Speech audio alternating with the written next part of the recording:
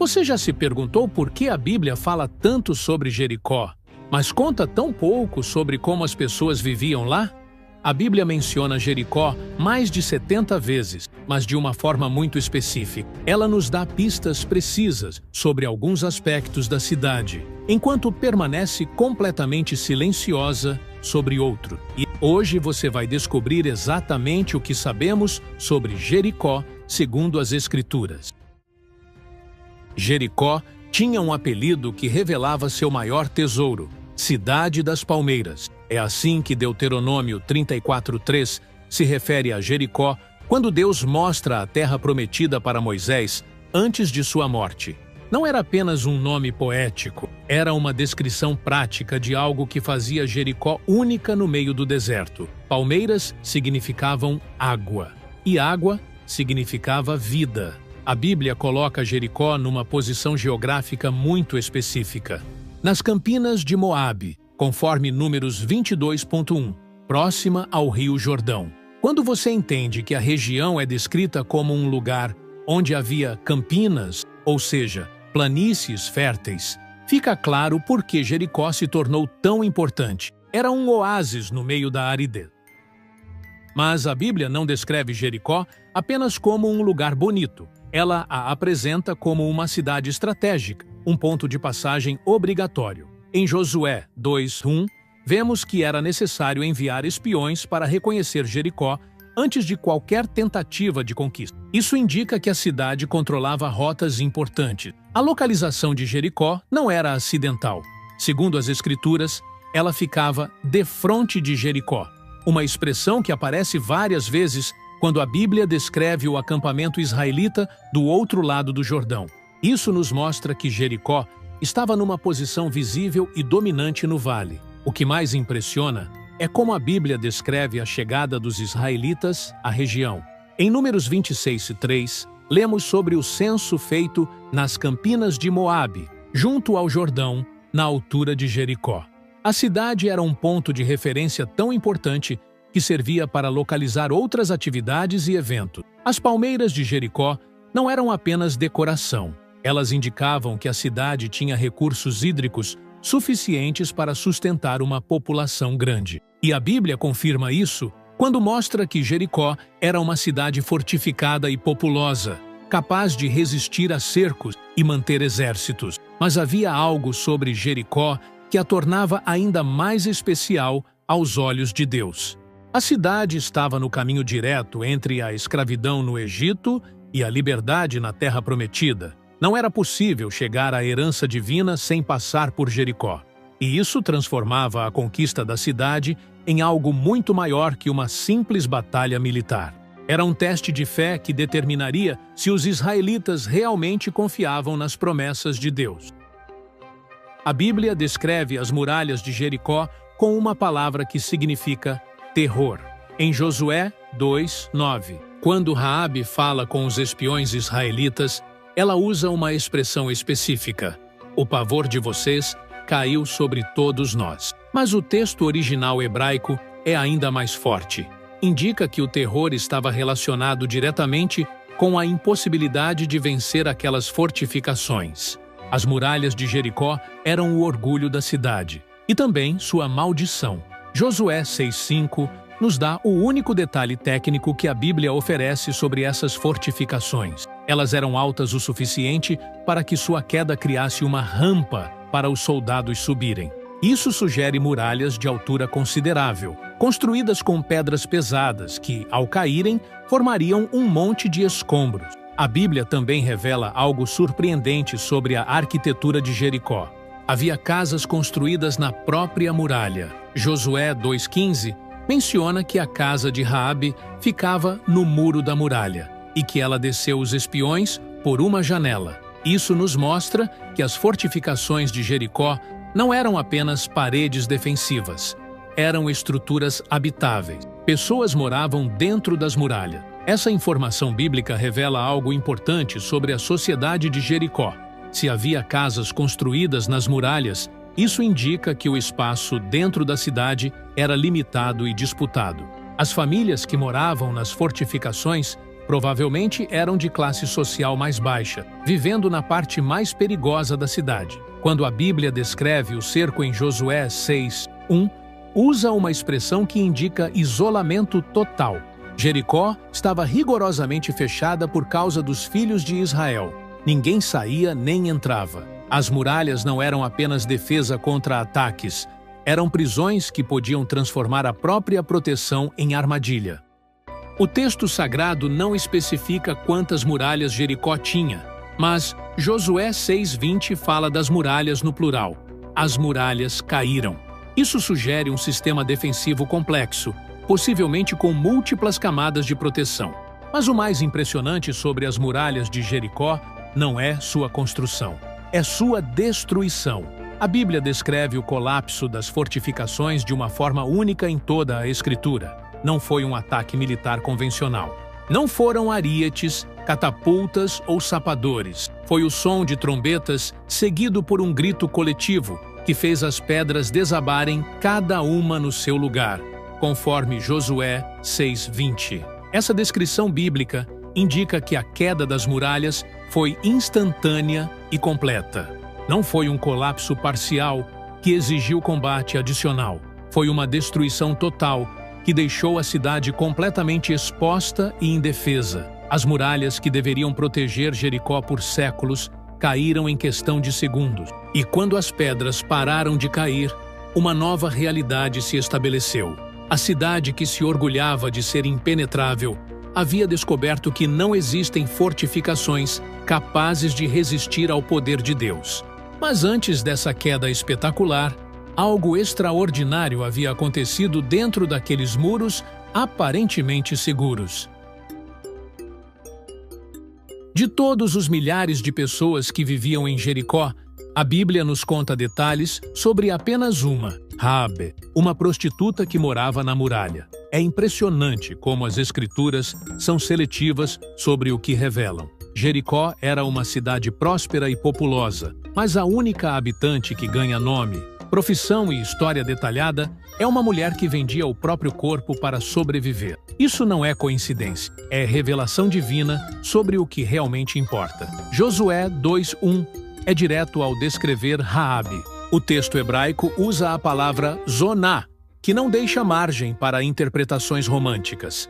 Era exatamente o que parece. Uma mulher que recebia homens em sua casa em troca de pagamento. A profissão de Raabe nos revela algo importante sobre Jericó. Era uma cidade onde esse tipo de comércio existia e era tolerado. Isso indica uma sociedade urbana desenvolvida, com economia monetária e divisão social clara. Prostitutas geralmente vivem onde há movimento de pessoas com dinheiro, comerciantes, soldados, viajantes. Mas o que mais impressiona na história bíblica de Raabe não é sua profissão, é sua teologia. Em Josué 2:9-11, Raabe demonstra um conhecimento surpreendente sobre o Deus de Israel. Sei que o Senhor vos deu esta terra, porque o Senhor, vosso Deus, é Deus em cima nos céus e embaixo na terra. Essas palavras vindas de uma prostituta cananeia são extraordinárias. Como uma mulher marginalizada em Jericó sabia tanto sobre Yahvé? A resposta está em Josué 2:10. Porque ouvimos que o Senhor secou as águas do Mar Vermelho, e o que fizestes aos 2 reis dos amorreus. As notícias sobre os feitos do Deus de Israel haviam chegado a Jericó. E Raabe, diferente dos líderes da cidade, acreditou nelas. A Bíblia revela que Raabe não era apenas uma observadora passiva, ela tomou uma decisão que mudaria sua vida e a história de sua família. Quando os espiões israelitas chegaram à sua casa, ela escolheu protegê-los, mesmo sabendo que isso significava traição contra sua própria cidade. Se você reconhece que Deus pode usar qualquer pessoa para seus propósitos, comente "Deus me usa". O acordo que Raabe fez com os espiões, descrito em Josué 2:12-14, revela uma mulher inteligente e negociadora. Ela não pediu apenas proteção para si, exigiu salvação para toda a sua família. Meu pai, minha mãe, meus irmãos, minhas irmãs e tudo o que tem. Conforme Josué 2:13. A corda vermelha que Raabe deveria amarrar na janela, mencionada em Josué 2:18, se tornou símbolo de salvação. Mas a Bíblia não explica por que especificamente vermelha. Apenas registra que seria o sinal para que os soldados israelitas identificassem a casa que deveria ser poupada. Quando Jericó foi destruída, Raabe e sua família foram as únicas pessoas salvas da cidade inteira. Josué 6:23 registra que tiraram para fora Raabe e seu pai, e sua mãe, e seus irmãos, e tudo quanto tinha. Mas a história de Raabe não termina aí. O Novo Testamento revela algo ainda mais extraordinário. Ela se tornou ancestral de Jesus Cristo. Mateus 5 a inclui na genealogia do Salvador, uma prostituta de Jericó na linhagem do Messias. A Bíblia tem suas próprias surpresas. Jericó não caiu apenas uma vez na história bíblica. Muito antes de Josué chegar com suas trombetas, a cidade das palmeiras já havia sido conquistada e dominada por um rei estrangeiro. E dessa vez, foram os próprios israelitas que se tornaram escravos dentro de suas muralhas. Juízes 3:12 e 13 registra um período sombrio. Tornaram os filhos de Israel a fazer o que parecia mal aos olhos do Senhor. Então, o Senhor fortaleceu a Eglon, rei dos Moabitas, contra Israel. O resultado foi uma invasão que transformou Jericó na capital de um reino inimigo. Eglon não veio sozinho. O texto bíblico revela que ele ajuntou consigo os filhos de Amon e os Amalequitas, uma aliança militar de 3 nações contra Israel. E o alvo principal dessa coligação foi exatamente Jericó, identificada no versículo 13 como a cidade das palmeiras. Por que Jericó atraía tantos conquistadores? A resposta está na geografia bíblica. Quem controlasse Jericó controlava o acesso ao Vale do Jordão e as rotas comerciais da região. Era como ter a chave de uma grande porta que ligava diferentes territórios. Não é à toa que Eglon escolheu a cidade como base de operações. A Bíblia registra que Israel ficou sob domínio moabita 18 anos, quase 2 décadas de opressão. Durante esse período, Jericó deixou de ser uma cidade israelita e se tornou a sede do poder estrangeiro. Os tributos, impostos e decisões administrativas saíam de lá. Mas a história mais dramática desse período aconteceu quando Deus levantou um libertador. Juízes 3:15 nos apresenta Eude, homem canhoto, da tribo de Benjamim, que Deus escolheu para libertar Israel. E o plano de libertação começaria exatamente em Jericó, no palácio onde Eglon havia estabelecido seu trono. O encontro entre Eude e Eglon, descrito em Juízes 3:17 e 25, é uma das passagens mais tensas do Antigo Testamento. Eude chegou a Jericó fingindo trazer tributos ao rei moabita, mas, na verdade, carregava uma espada escondida na coxa direita, algo inesperado para um homem canhoto. «Tenho uma palavra secreta para ti, ó rei», disse Eude, conforme o versículo 19. E foi nessa sala particular do palácio de Jericó que o domínio moabita sobre Israel chegou ao fim de forma sangrenta e definitiva. A Bíblia descreve o assassinato de Eglon com detalhes gráficos que mostram tanto a brutalidade do ato quanto a determinação de Eude. O rei era tão obeso que a gordura se fechou sobre a lâmina da espada, conforme Juízes 3:22. Depois do assassinato, Eude conseguiu escapar de Jericó e reunir o exército israelita. O resultado foi uma vitória completa. Feriram dos moabitas, naquele tempo, uns 10.000 homens. Registra Juízes 3:29. Jericó voltou a ser israelita, mas essa experiência de dominação estrangeira deixou uma lição clara. A cidade estratégica no Vale do Jordão seria sempre um alvo cobiçado. Sua prosperidade e posição geográfica a transformavam em prêmio de guerra. E ainda haveria outros conquistadores no futuro. Séculos depois, quando os babilônios invadissem a região, Jericó mais uma vez se tornaria palco de eventos que mudariam o destino de uma nação inteira. 1000 anos depois da queda das muralhas, Jericó ressurgiu das cinzas para testemunhar os maiores milagres da história. A cidade que havia sido completamente destruída e amaldiçoada por Josué voltou à vida durante o período do Novo Testamento. E foi exatamente nessa Jericó reconstruída que Jesus realizou alguns dos encontros mais marcantes de seu ministério terreno. A primeira pessoa que a Bíblia nos apresenta nessa nova Jericó é Bartimeu. Marcos 10:46. O descreve como: Bartimeu, o cego, filho de Timeu, estava assentado junto do caminho, mendigando. O nome Bartimeu significa literalmente filho de Timeu, mostrando que, mesmo sendo mendigo, ele tinha uma identidade familiar conhecida na cidade. Bartimeu vivia junto do caminho, uma localização estratégica para um mendigo, pois Jericó continuava sendo um ponto de passagem obrigatório para quem viajava entre a Judéia e as regiões do leste. Caravanas, peregrinos e viajantes passavam constantemente por ali. Quando Jesus passou por Jericó, algo extraordinário aconteceu. Marcos 10, 47 e 48 registra que Bartimeu começou a clamar e a dizer: Jesus, filho de Davi, tem misericórdia de mim. O mais impressionante é que muitos o repreendiam para que se calasse, mas ele clamava ainda mais. A cura de Bartimeu revela algo importante sobre a Jericó do tempo de Jesus. Era uma cidade onde pessoas cegas precisavam mendigar para sobreviver, mas também onde multidões seguiam Jesus quando ele passava. A mesma cidade que havia resistido ao poder de Deus através de Josué, agora recebia o próprio Filho de Deus. Mas a história mais surpreendente de Jesus em Jericó envolve um homem rico chamado Zaqueu. Lucas 19, 2 o apresenta. Havia um homem chamado Zaqueu.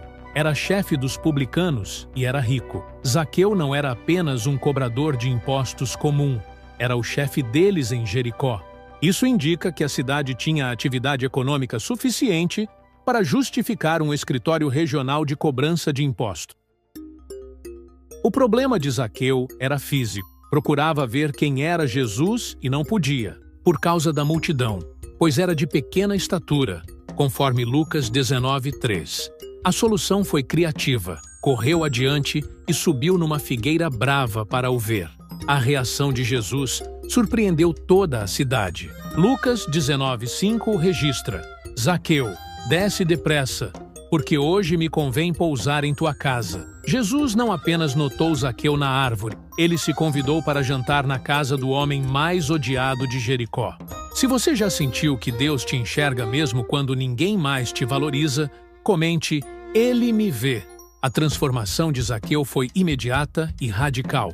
Lucas 19:8 mostra sua resposta: Senhor, eis que eu dou aos pobres metade dos meus bens, e, se em alguma coisa tenho defraudado alguém, o restituo quadruplicado. Essa declaração revela aspectos econômicos da Jericó do primeiro século. Havia pobres na cidade, mas também havia riqueza suficiente para que Zaqueu pudesse devolver 4 vezes o que havia roubado e ainda dar metade de seus bens aos necessitados. Jesus declarou: Hoje veio a salvação a esta casa. Palavras que ecoaram pela mesma cidade, onde séculos antes as muralhas haviam caído ao som de trombetas. Jericó havia testemunhado o poder destrutivo de Deus. Agora, testemunhava seu poder transformador. Uma maldição esperou 500 anos para se cumprir. Quando Josué destruiu Jericó, ele não se limitou a conquistar a cidade. Ele fez algo que ecoaria através dos séculos. Uma declaração profética que transformaria qualquer tentativa de reconstrução em tragédia familiar. Maldito diante do Senhor seja o homem que se levantar e reedificar esta cidade de Jericó. Com a perda do seu primogênito, lhe porá os fundamentos e, à custa do mais novo, as portas, declarou Josué, conforme registrado em Josué 6:26. Não era apenas uma ameaça, era uma profecia. Durante 5 séculos, essa maldição permaneceu adormecida. Jericó ficou em ruínas, suas pedras espalhadas, suas muralhas reduzidas a pó. Gerações passaram sem que ninguém ousasse desafiar as palavras de Josué. O local permaneceu desolado, um testemunho silencioso do poder de Deus. Mas no reino do ímpio rei Acabe, alguém decidiu testar se a palavra de Deus ainda tinha força. 1 Reis 16:34 registra o cumprimento exato da profecia. Em seus dias, Hiel, o betelita, edificou Jericó, à custa de Abirão, seu primogênito, lhe pôs os fundamentos, e à custa de Segube, seu filho menor, lhe pôs as portas, conforme a palavra do Senhor, que falara pelo ministério de Josué, filho de Num. A precisão do cumprimento é arrepiante. Hiel perdeu exatamente 2 filhos, o primogênito quando começou a construção dos fundamentos e o caçula quando instalou as portas da cidade. A profecia se cumpriu palavra por palavra, detalhe por detalhe. Essa tragédia familiar não foi coincidência. Foi demonstração de que as palavras de Deus atravessam séculos sem perder poder. O que ele declara se estabelece para sempre, independentemente de quanto tempo passe ou quantas gerações tentem ignorar sua autoridade. Mas a história de Jericó não termina em tragédia. Ela se transforma em esperança. A mesma cidade que foi amaldiçoada por Josué tornou-se palco dos milagres de Jesus. O local da destruição virou cenário de restauração. Onde houve juízo, houve graça. Onde caíram muralhas, cresceu fé. Isso revela algo profundo sobre o caráter de Deus. Ele é tanto juiz quanto redentor. A mesma autoridade que executa julgamento oferece salvação. As ruínas de Jericó se tornaram fundamento para demonstrações de misericórdia divina. A Jericó que conhecemos através da Bíblia é mais que uma cidade antiga, é um símbolo de como Deus age na história humana. Suas muralhas representam toda a confiança humana em segurança falsa. Sua queda simboliza que não há fortaleza capaz de resistir à vontade divina. Raabe representa a salvação disponível, mesmo para os mais improváveis. Bartimeu simboliza como Deus restaura o que estava perdido. Zaqueu mostra que nenhuma vida está além da possibilidade de transformação. E a maldição cumprida em Hiel nos lembra que as palavras de Deus permanecem para sempre. Se você compreende que Deus cumpre todas as suas promessas, sejam de julgamento ou bênção, comente: Deus é fiel.